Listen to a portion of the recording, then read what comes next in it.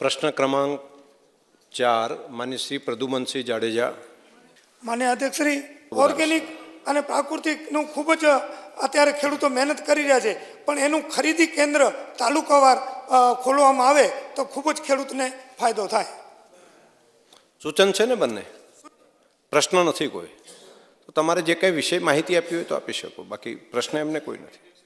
પ્રાકૃતિક ખેતી ખૂબ મહત્વનો વિષય છે. મને અધ્યક્ષ આપ મને થોડો સમય આપો તો સન્માનની ગ્રહમાં આપણે સૌ થોડો સમય છો, બાકી તમને વિભાગની માગણીઓ ઉપર મળશે વધારે સમય. માન્ય અધ્યક્ષશ્રી થોડો સમય આપની અનુમતિ હોય એ પ્રમાણે. માન્ય અધ્યક્ષશ્રી એટલા માટે કે તમામ સભ્યશ્રીઓ માન્ય અધ્યક્ષશ્રી ખેતી, ગામડું, અર્થતંત્રની ચર્ચાઓ સતત સેવા કરતા હોય છે અને તમામ સભ્યોના ભાવમાં અંદરનો ભાવ એ હંમેશા માન્ય અધ્યક્ષશ્રી આપણું અર્થતંત્ર ગ્રામીણ ક્ષેત્રના આધાર ઉપર, ખેતીના ખેડૂતના આધાર ઉપર આગળ વધે એની ચિંતા પણ કરતા હોય છે. એટલે તમામ સભ્યશ્રીઓને હું એ ચિંતા માટે પણ અભિનંદન આપું છું. માન્ય અધ્યક્ષશ્રી વડાપ્રધાન શ્રી નરેન્દ્રભાઈ મોદીએ પ્રાકૃતિક ખેતી, માન્ય અધ્યક્ષશ્રી ગાય આધારિત ખેતી એ માન્ય અધ્યક્ષશ્રી એક મિશન સ્વરૂપે દેશમાં મૂક્યું છે. હું વડાપ્રધાનશ્રીને વિશેષ એટલે અભિનંદન આપું છું કે માન્ય અધ્યક્ષશ્રી રાસાયણિક ખાતરો અને જંતુનાશક દવાઓ એ ખૂબ મોટી લોબી હોય છે.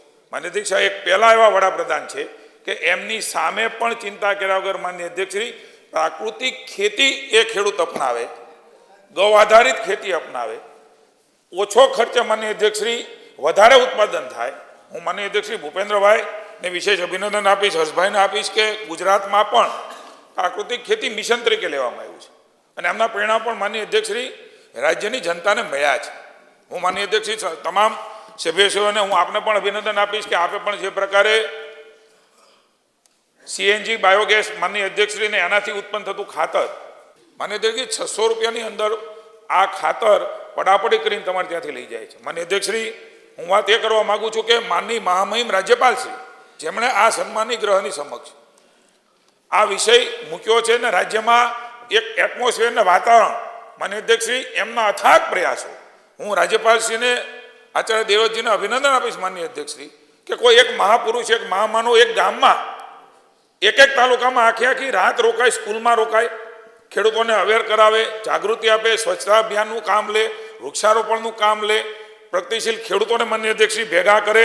માન્ય અધ્યક્ષશ્રી હું આપના માધ્યમથી વિનંતી કરું છું કે આ પ્રાકૃતિક ખેતીના પરિણામો ખૂબ સારા મળ્યા છે. આણંદની અંદર પણ માન્ય અધ્યક્ષશ્રી આણંદ યુનિવર્સિટીની અંદર માની મુખ્યમંત્રી છે, ત્યારે ટાઈમ ન મળ્યો, હું આપને પણ વિનંતી કરું છું કે 2 પ્લોટ બાજુમાં મૂક્યા છે.